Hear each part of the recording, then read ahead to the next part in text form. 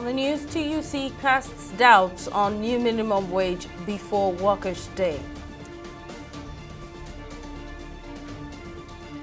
Abuja American School writes EFCC to refund Yahaya Bello's children's fees. And 3 dead, several injured as building collapses in Kano State. Thank you for joining us on News Now. I'm Simi Solatico. 3 persons have died and several others trapped under the rubble after a building crumbled in the Kantau area of Gwale local government area of Kano State. The building is set to be under construction, but the cause of the collapse is not immediately known. Witnesses say 2 persons who were rescued have been rushed to a hospital by officials of the Federal Road Safety Corps (FRSC). Excavation is currently ongoing while some corpses have been recovered. The victims are suspected to be construction workers. The Trade Union Congress (TUC) of Nigeria has frowned at the non-completion of negotiations on a new minimum wage for Nigerian workers, urging the federal government to fast-track action. TUC President Festus Osifor, while briefing journalists after the National Executive Council meeting of the Labour Union, ruled out the possibility of having a new minimum wage in place before the end of May. He also lamented that some states in the Niger Delta region that collect huge sums of money from the Federation account, among others, had neither paid the wage awards for palliatives to their workers. He singled out Delta, Imo, and Benue states as the worst culprits.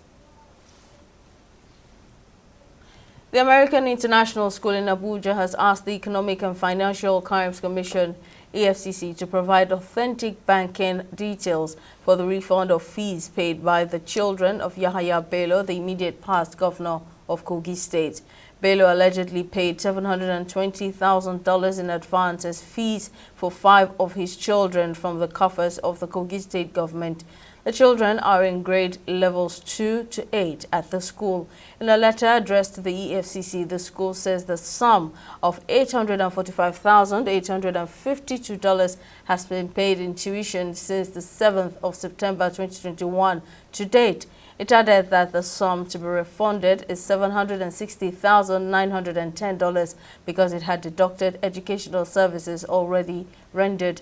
The school says it will draw the attention of the anti-graft agency if there were any further deposits by the Bello family. Chieftains of the ruling All Progressives Congress (APC) have raised concerns over the alleged media trial of former Kogi State Governor Yahaya Bello by the Economic and Financial Crimes Commission (EFCC). At a press conference in Abuja, the APC members argued that the EFCC's actions suggest a personal vendetta rather than a genuine fight against corruption. Lawyer and head of the Tinubu Media Support Group, Jesu Tega Onokpasa, speaking on behalf of the concerned chieftains, said there are irregularities in the EFCC's approach, including offering Bello preferential treatment and engaging in forum shopping. The EFCC filed a case in court. Once you file a case in court, you wait for the court to decide. Then to preempt the court, unilaterally, that is effectively, disrespects the court by withdrawing the case from court, effectively, not formally. Then he calls a press conference to litigate the same case in the court of public opinion. It is never done. Then he first starts with an 80 billion allegation, which former Governor Yahaya Bello is supposed to have misappropriated before he became governor. Then they amend the charges. And the amendment indicates that former Governor Yahaya Bello misappropriated 80 billion within 1 month of being in office. And the entire budget of Kogi State that year was not even up to that amount of money. Now, there is a procedure in law. Okay? If you write somebody, we encourage everybody. It's law enforcement. If law enforcement properly invites you, you ought to go. You ought to. Now, if you fail to go, there is also a remedy for law enforcement. Law enforcement now proceeds to get a warrant of arrest for you if they feel that is what is called for in that circumstance. Now, every one of us in this country, we have a right to seek the protection of the courts. The federal government has said the resurfacing work on the Third Mainland Bridge will soon commence from Adeniji inward Falomo to restore the integrity and aesthetics of the bridges. The Federal Controller of Works in the state, Olukorede Keisha, made this known at a news briefing on Thursday in Lagos. According to her, the project, an extension of the original plan, will continue where it left off on the Third Mainland Bridge. She added that the exact dates for the renewed rehabilitation work will be announced soon. President Bola Ahmed Tinubu has graciously asked us to continue the resurfacing from where we stopped on Third Mainland Bridge. So we're continuing any moment from now. The contractor is mobilizing. We're trying to do the traffic management plan. Let's see how it affects motorists. So any moment from now, you are going to see the contractor back on site, extending beyond Adeniji towards Falomo. So we're going to do the same thing, remilling of all the asphalt overlay and laying a fresh one. We're going to put in the missing guardrails, lane marking, solar lights, just like we did on Third Mainland Bridge. It's an extension. So you notice that, or you must have observed that most of the guardrails are missing, and they're making all our bridges and highways to look like we're in a war zone. So we want to restore not only the integrity of those bridges. This present administration is hell bent on doing that. We want to restore the integrity of the bridges and as well as the aesthetics. In a bid to foster economic growth and promote entrepreneurship, the Special Advisor to the Lagos State Governor on Tourism, Arts and Culture, Idris Aregbe, has initiated a pioneering partnership with Niger brand Check NBC. The collaboration aims to enhance the impact of the Lagos Tourism NBC Trade Fair, slated to take place from June 14 to 16 at Whitestone Event Center, Ikeja. Aregbe said the significance of the partnership is to elevate the trade fair to unprecedented levels and usher in a new era of hospitality and trade in Lagos. This year fair will be the convergence of the diverse sector. So we're looking at different aspects. Like I said, it's about hospitality, it's about a mega trade fair. So we're going to be looking at lifestyle and home fashion. We're going to be looking at personal care, service and innovation, art and crafts, adventure and recreation, travel and hospitality, and culture, and cultural and recreational attractions. This is Lagos. You would also believe with me that Lagos is really growing, and Lagos tourism will continue to make sure that we play our parts and we make our government proud. It is a testament to our unwavering dedication to inclusivity and diversity, with an anticipated influx of participants and visitors. The fair will provide an unparalleled platform for vendors and entrepreneurs to show their offering connect with a wider audience and contribute to the vibrant economic landscape of Lagos. The Lagos State Ministry of Tourism and Culture stands firm in its mission to nurture our rich cultural heritage, promote artistic endeavor, and propel the tourism sector forward as a cornerstone for economic development. Together, let's embark on this transformative journey. Together, a brighter, more prosperous future of Lagos State. Together, we can continue to put Lagos on the map, and that's the more reason why we're here today. We need your support. We are ready on this journey, and by the time we're done on the 16th, Lagosians, Nigerians, and Africans will be proud of our results. It now seems only a matter of time before the entry age into tertiary institutions in Nigeria will change.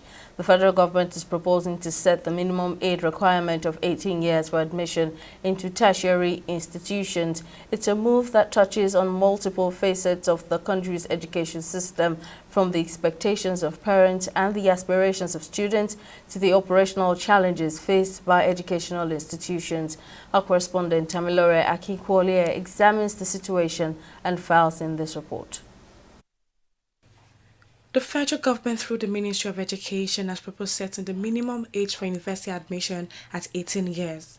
According to the Minister of Education, this decision stems from concerns about parental pressure and adherence to Nigeria's 6334 education system, which comprises 6 years of primary education, 3 years of junior secondary education, 3 years of senior secondary education, and 4 years of tertiary education.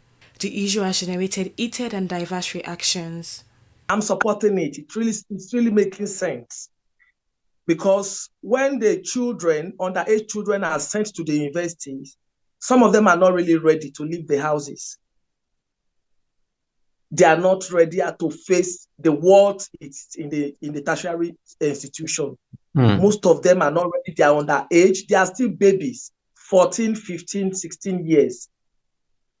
And some of them at GSSS2, the parents are already asking them to write the WAEC or NECO and start preparing for JAM. You can even see, for example, when they are going to write this exam, parents have to go with them. They don't leave them. They still follow them. But in the university, you will not follow a child to the university, and no teacher will sit in the classroom with you like we do in a regular secondary school or primary school. They are now left to face the world on their own, meeting a lot of difficulties, challenges. Most of them cannot even take care of themselves. The federal government is also in the right direction. And then one of those things that is a responsibility of the Ministry of Education is to guide.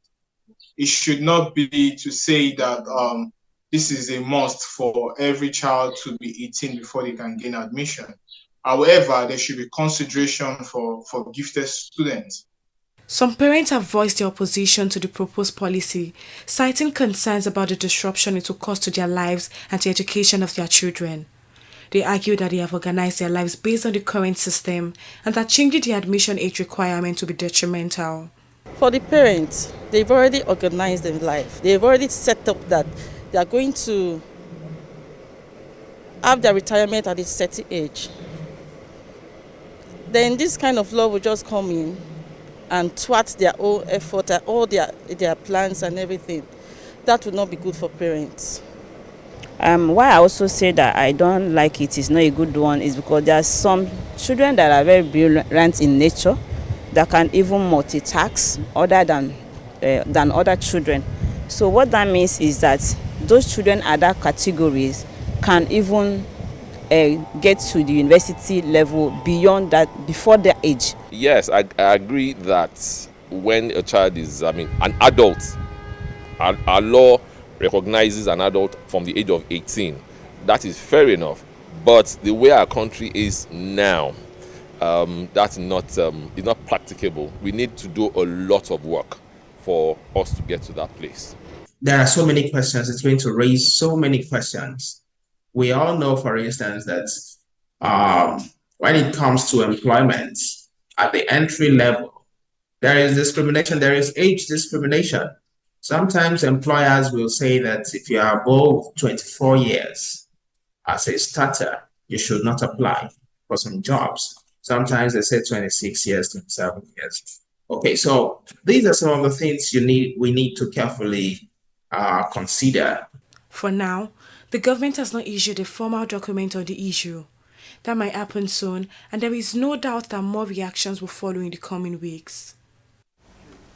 The Committee for the Defense of Human Rights, CDHR, has made a call for effective participation of citizens to ensure safety and security in Lagos State.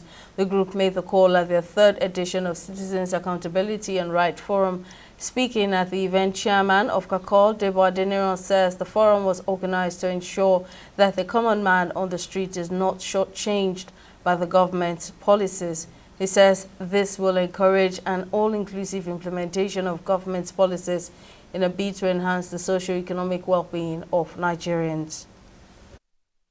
are the common urban security safety challenges in some parts of the country, though not common in Lagos. Safety on the road at work, and ability to nip it in the bud. To nip in the bud any unforeseen occurrences like the fire incidences are other critical areas of safety that we need to improve on. Seeking a solution to these challenges has become the general concern of every citizen without significant improvement. Hence, we need the need for us to use this opportunity provided by this forum to discuss and offer relevant and useful suggestions on how we all can be more secured and promote safety and security in Lagos State. The idea of focusing on the state government's policies and activities and gathering people to discuss it is anchored on determination to ensure that the common man on the streets of Lagos is not shortchanged by government policies, and encourage an all-embracing, all-inclusive implementation of government policies so as to enhance the socio-economic well-being of the people of the state. We're going to short break here, but still to come, Dangote refinery ranks above 10 biggest European refineries. Stay with us for details of the story and others.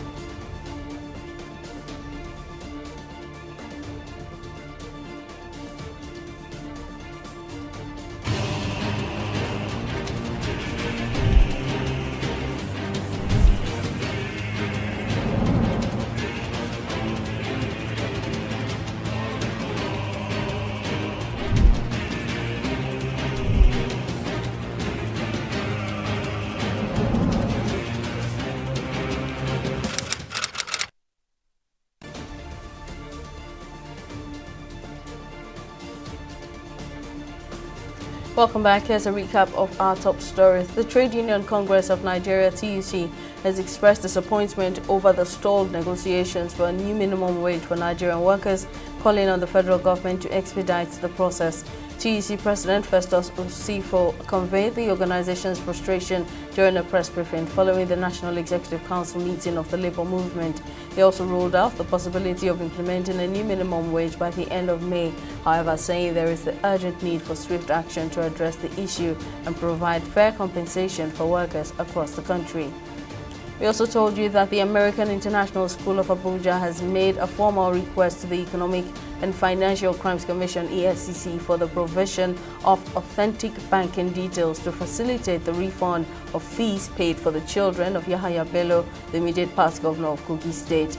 It is alleged that Bello paid a total of $720,000 in advance as fees for 5 of his children using funds from the coffers of the Kogi State government. The school says a total of $845,852 has been paid in tuition fees from September 7, 2021 until the present date. However, after deducting the cost of educational services already rendered, the school has determined that the amount to be refunded is $760,910. In case you missed any of our news bulletins or for more updates, you can catch us on Limex World TV and AVO TV or log on to our website on www.tv360nigeria.com. You can also follow us on our social media platforms on Twitter, Instagram and YouTube at TV360 Nigeria, or download our mobile app on Google Play Store, Huawei App Gallery and Apple Store, on Facebook or at TV360 online.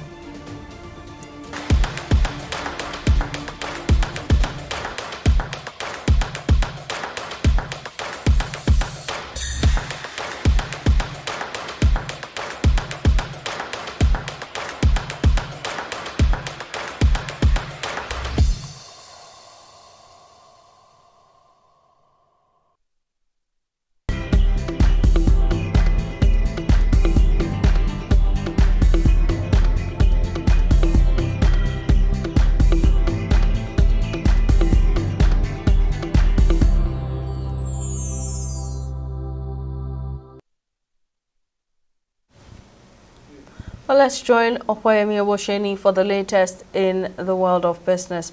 Okoyemi, please keep us up to speed. All right, thank you, Simisola. Hello and welcome to Business News. Now, amidst discussions on Nigeria's economic diversification and technological advancement, key government officials and business stakeholders at the Nigeria-Netherlands Business and Investment Forum in Hague have said there are a series of potential benefits in collaborating with the Netherlands. The forum is part of the sidelines event of President Bola Tinubu's state visit to the Netherlands. TV360's correspondent Tamilore Akinkolie has more on the story. Noting the long history of diplomatic relations between Nigeria and the Netherlands, President Tinubu called for the forging of even stronger bonds, not just in diplomacy but in commerce, innovation and enterprise.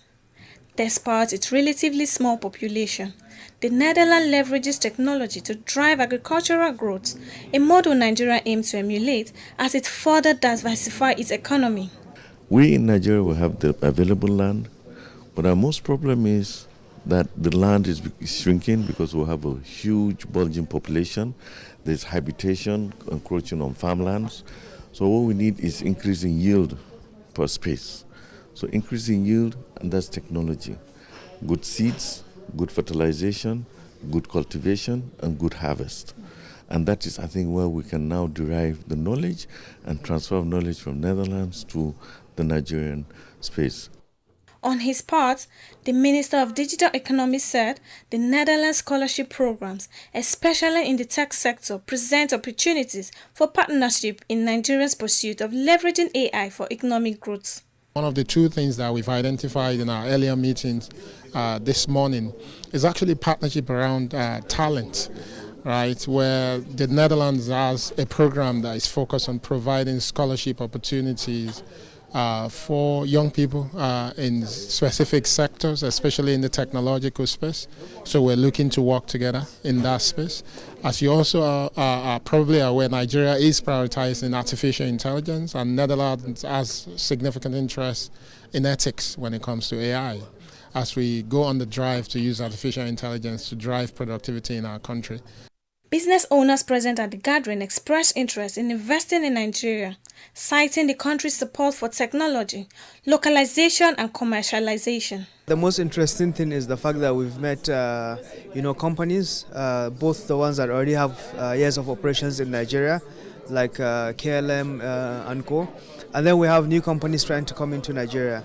And as you know, the role of NASENI is science and engineering infrastructure, particularly technology transfer. So what we're offering these companies is the ability to domesticate technology after transferring it and also commercializing it. As you know, NASENI has over 2,000 engineers and scientists, and one of the key things that any company wants to do is to have a product market fit whenever they come into a country. And they can leverage on our infrastructure, to be able to achieve that. And some of them will look forward to working with them on our national brand projects, which is one of top key projects for Mr. President. As Nigeria strives to further diversify its economy and harness its agricultural and technological potentials, partnership with knowledge-driven economies like the Netherlands present valuable opportunities for progress. Still on business, a financial data and media company, Bloomberg, has ranked the Dangote refinery above the top 10 biggest refineries in Europe. According to data compiled by the business news platform, the refinery has more capacity than many European ones. The $20 billion worth refinery located in Lekki-Epe Expressway, Lagos State, can refine 650,000 barrels of petroleum products per day. It added that the Pernis refinery, which has an installed capacity of 404,000 barrels per day, is the biggest in Europe.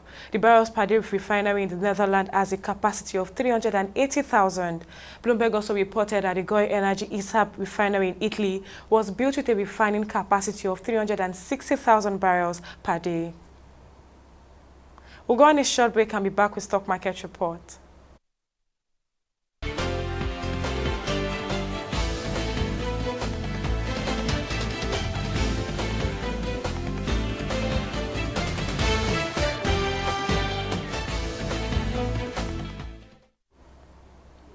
Nigeria's equities market dipped by 0.02% on the last weekday of trading, with the market capitalization at 55.52 trillion naira.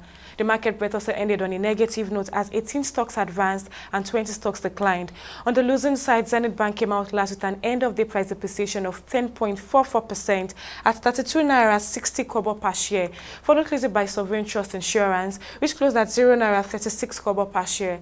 Now, by the end of the last week day of trading on the Nigerian Stock Exchange, a total of 265 million volumes of shares were exchanged in 6,582 deals, corresponding to a market value of over 5 billion naira.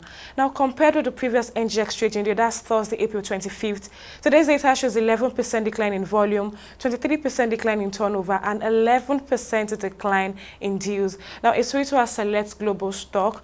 Well, as you can see from the screen behind me, reverse is the case as they all recovered from previous day losses and maintained a northward movement and ended in the bulls, with the UK FTSE at 0.75%, US Dow Jones at 0.54%, and Japan's Nikkei at 0.81%. Well, let's take a quick look at our foreign exchange market today. Well, the US dollar traded at 1,265 naira on the official market and traded at 1,400 naira on the black market. The Great British Pound traded at 1,603 naira 67 kobo on the official market and traded at 1,650 naira on the black market, while the Euro traded at 1,378 naira 49 kobo on the official market and traded at 1,450 naira on the black market. Well, that's it on both business and stock market reports. Back to you, Simisala, for the rest of the news. Thank you, Kwame. And on the foreign scene, a Ukrainian court has ordered that Agriculture Minister Mykola Solsky be kept in custody over allegations of his alleged involvement in an illegal acquisition of state-owned land worth about $7 million. Solsky denied the allegations, which relate to events in 2017 to 2021 before he started as Agriculture Minister in March 2022. The judge has, however, set a bail of $1.9 million. Solsky had earlier tendered his resignation on Thursday, but technically remains in his post until the parliament considers his request. The judge says that Solsky would remain in custody until June 24, but prosecutors told a court hearing on Thursday that the allegations against him were punishable by up to 12 years in jail. Dakmo Abiodun has appointed Tunde Onokoya the Guinness World Record holder for the longest chess marathon in history, the sports ambassador of the state. Governor Abiodun, who made this known on Thursday when he received Onokoya in his office at Okemoson, Abeokuta, also announced the commencement of the state chess competition that will be held in all parts of the state in honor of Onokoya. Abiodun, who was impressed by the achievement of the national chess master on the global stage, says this could not have been possible without determination and resilience, as well as hard work. That's all we can take on news now. Thank you for watching. See you next time.